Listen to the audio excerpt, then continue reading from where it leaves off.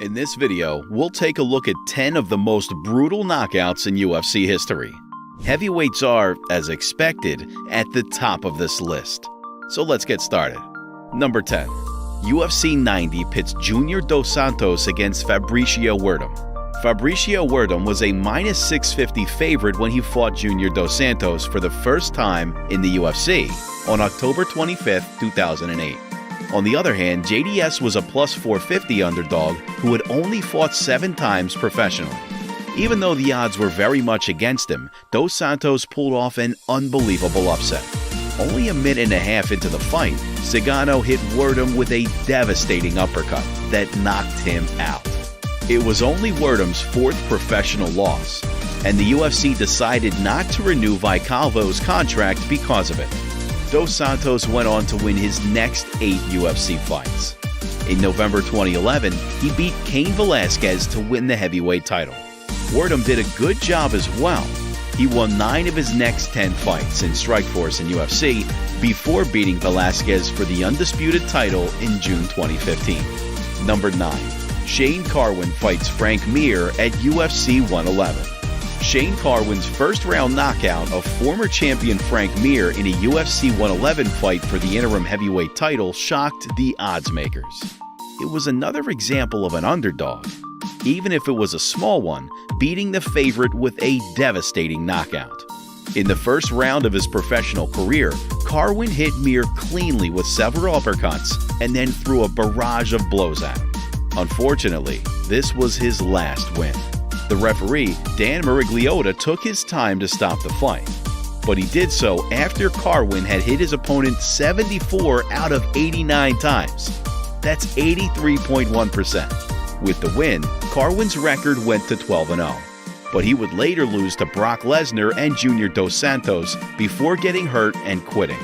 Mir won his next 3 fights to stay in the running for the UFC title, but things went bad for him very quickly. Number 8. Mark Hunt fights Roy Nelson at UFC Fight Night 52. Roy Nelson's famous chin held up almost all the time in very tough competition. Frank Mir, Mirko Cro Cop Filipovic, Derek Lewis, Alistair Overeem, Daniel Cormier, Stipe Miocic, Fabricio Werdum, and Junior Dos Santos all lost their fights because of big country. At UFC Fight Night 52, Mark Hunt's power was too much for Nelson, who was known for being tough. Nelson and Hunt fought each other on September 20th, 2014, and their first round was pretty even. But with 3 minutes left in the second, S.A., the Super Samoan, hit Nelson with a deadly right uppercut that put him out cold. Nelson had just died for the second time, which showed how dangerous Hunt really was. After their fight, neither fighter did very well in the UFC, but they're still favorites among fans. Number 7. Derek Lewis fights Curtis Blaydes at UFC Fight Night 185. On this weekend's UFC 265, Cyril Gane and Derek Lewis will fight for the interim UFC heavyweight title. The Black Beast has won his last 4 fights, including a stunning knockout of another contender, Curtis Blaydes. This puts him in a strong position to fight for the title. Before his fight at UFC Fight Night 185, Blaydes had won his last 4 fights. Razor won the first round, but 96 seconds into the second round, he was as stiff as a board. Derek hit Curtis with a cleverly disguised uppercut. Blaydes, who was trying to do his signature takedown, fell over like a statue and needed several minutes to get up. Lewis often comes up with knockouts out of nowhere.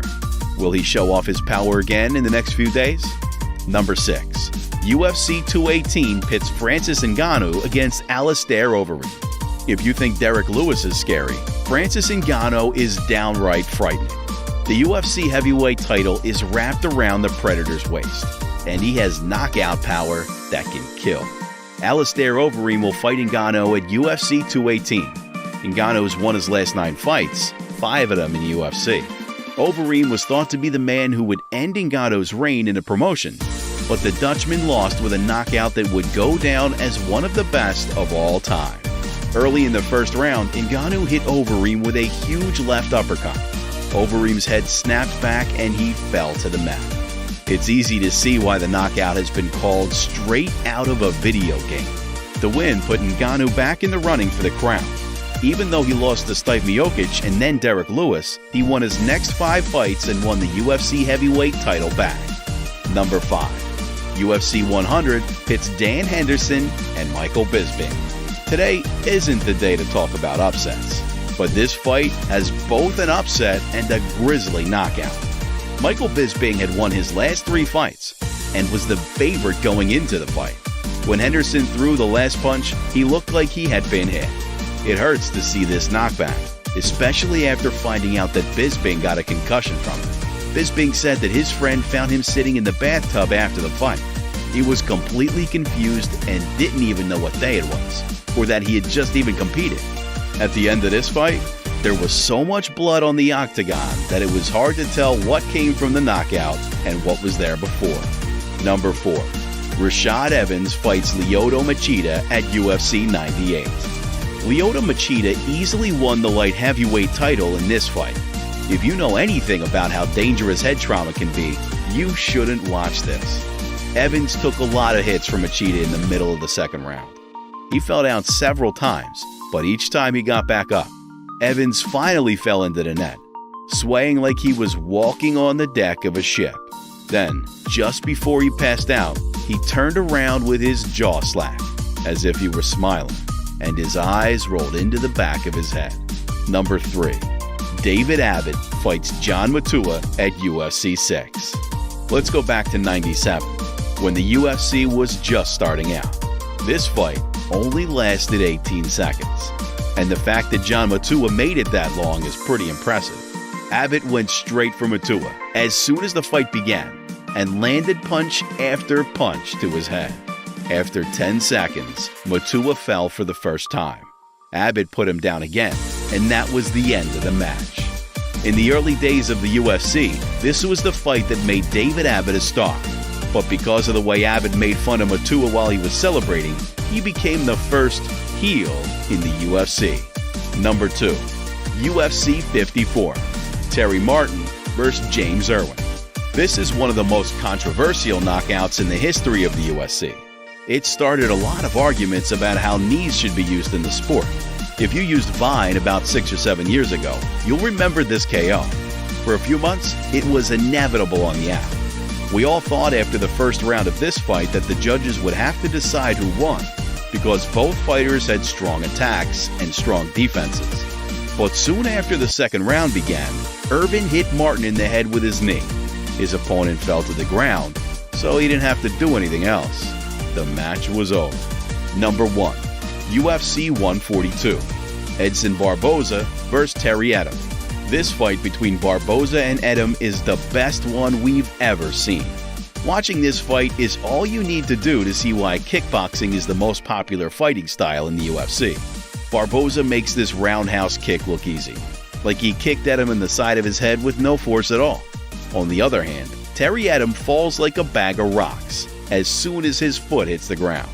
Up until that point, 2 minutes into the third round, the fight had been close. Someone has to take a chance, the commentator says, and Barboza does just that, winning the match. Thank you so much for watching this video. Please make sure to hit like and subscribe to this channel for more.